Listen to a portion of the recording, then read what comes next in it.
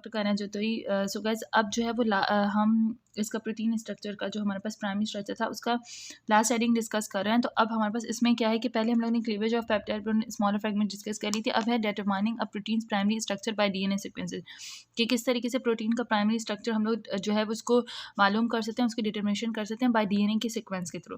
The sequence of nucleotide in a protein coding reagents of the DNA specify the amino acid sequence of polypeptide.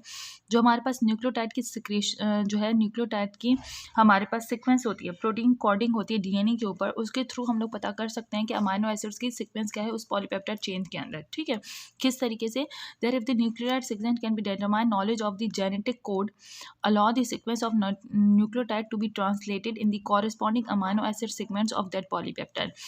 Means कि हमारे पास जो DNA की sequence होती है उसके अंदर जो न्यूक्लियोटाइड की सीक्वेंस होती है उसकी बेसिस के ऊपर जेनेटिक कोड क्या करता है कि मीन्स के ट्रांसलेशन करता है उन कॉरेस्पॉन्डिंग अमाइनो एसिड्स की जो कि पॉलीपेप्टाइड चेन के अंदर पाए जाते हैं।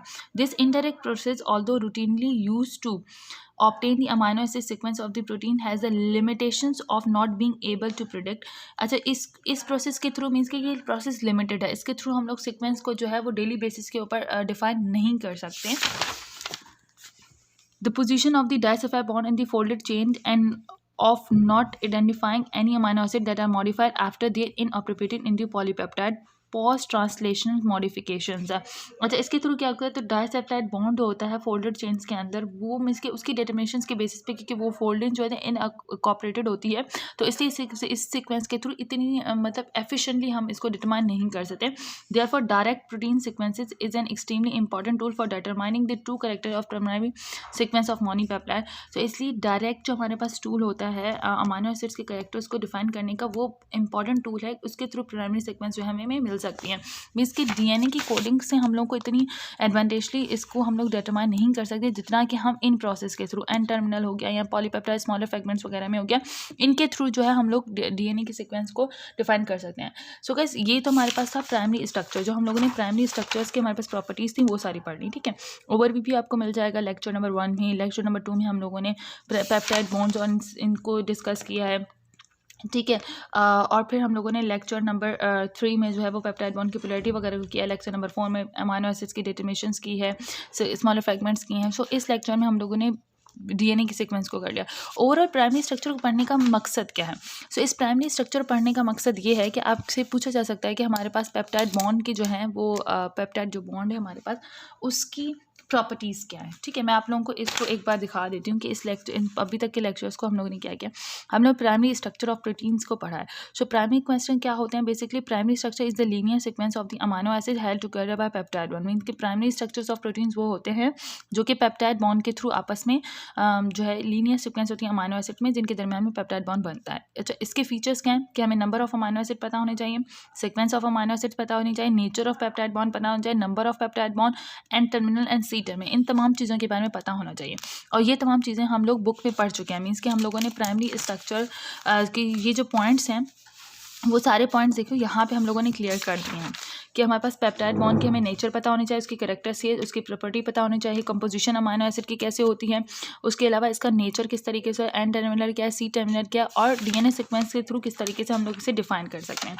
ठीक है, सो ये एक शॉर्ट रिव्यू है। इसको आप लोग इन सब जो भी हमने पढ़ा उसका सबका ये हमारे पास ओवरव्यू है, मीन्स की कंक्लूजन है। ठीक है, उसके बाद क्या होता है कि प्राइमरी स्ट्रक्चर्स में हमारे पास अमाइनो एसिड कौन कौन से स्ट्रक्चर में कितने कितने अमाइनो एसिड्स होते हैं वो भी मैं आप लोगों को बता देती हूँ।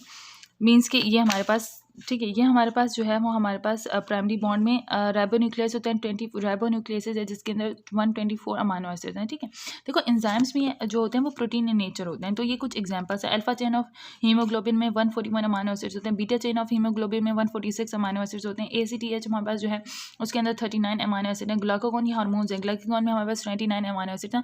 सो ये कोई आपसे पूछे कि प्राइमरी स्ट्रक्चर्स ऑफ प्रोटीन के एग्जाम्पल्स बताते तो उसमें आप बता सकते हैं कि राइबोन्यूक्लियस एंजाइम्स जो है वो भी हमारे पास प्राइमरी स्ट्रक्चर ऑफ प्रोटीन होता है, हीमोग्लोबिन की चेन्स हैं, और कुछ हार्मोन्स हैं लाइक ग्लाइकोगोन, ACTH है। तो ये सारे हमारे पास क्या है, इनमें प्राइमरी स्ट्रक्चर ऑफ प्रोटीन्स पाया जाता है। ठीक है, सो इनकी वजह से हम लोग जो है प्राइमरी स्ट्रक्चर्स ऑफ प्रोटीन्स हम लोग पढ़ते हैं। सो अब प्राइमरी स्ट्रक्चर ऑफ प्रोटीन्स के आपका जो ओवरव्यू था वो भी क्लियर हो जाएगा। प्राइमरी स्ट्रक्चर हम लोगों ने पूरा पढ़ लिया है। सो ये 2 पेज आप लोगों के क्लियर हो गए होंगे। सो इसी तरीके से मेरी वीडियोस के साथ कनेक्टेड रहेगा ताकि मैं आप लोगों को सेकेंडरी स्ट्रक्चर बता सकूँ। फिर हम लोग सेकेंडरी स्ट्रक्चर पढ़ेंगे, बीटा शीट्स वगैरह इसके बारे में, अल्फा हेलिक्स, जो भी हाइड्रोजन बॉन्ड। सेकेंडरी स्ट्रक्चर जो है वो पेपर में भी बहुत ज़्यादा पूछा जाता है। सो पेपर के लिहाज से भी पहले हम लोग बुक से पढ़ेंगे, देन उसके बाद पेपर के लिहाज से मैं आप लोगों को ये नोट्स प्रोवाइड कर दूँगी।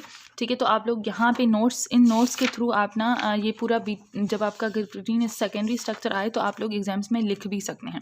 प्राइमरी स्ट्रक्चर इतना नहीं पूछा जाता, सिर्फ आपको प्राइमरी स्ट्रक्चर के एग्जांपल्स पता हो, प्राइमरी स्ट्रक्चर्स में हम लोग किस तरीके से अमीनो एसिड्स के नंबर को डिटेक्ट कर सकते हैं, ये सारी चीज़ें पता हो ताकि आप लोगों का प्राइमरी स्ट्रक्चर जो है वो आप लोगों को याद हो जाए। सो गाइस, इसी तरीके से मेरी वीडियोज़ को लाइक करें, शेयर करें और मेरे चैनल को सब्सक्राइब करें ताकि मैं आप लोगों के लिए और वीडियोज़ जो है अपलोड करती रहूँ। अल्लाह हाफिज़।